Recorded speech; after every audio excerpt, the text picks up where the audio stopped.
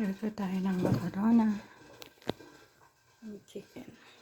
Ito yung mga regado natin. Ayan yung macarona. Nakasalang na. Ayan.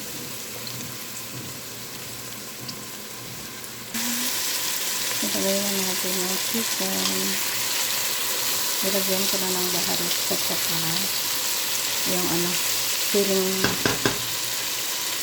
green bell pepper. Kunti lang lulutuin ko kasi 4 lang kami.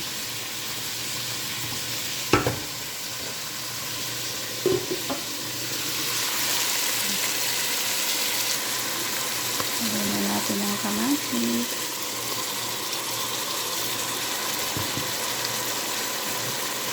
Lagyan na rin natin yung tomato paste.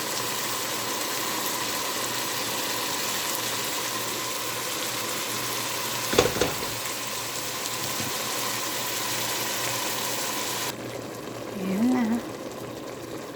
Ilagay ko na yung carrots. Nilagyan ko ng konting tubig para maluto yung chicken.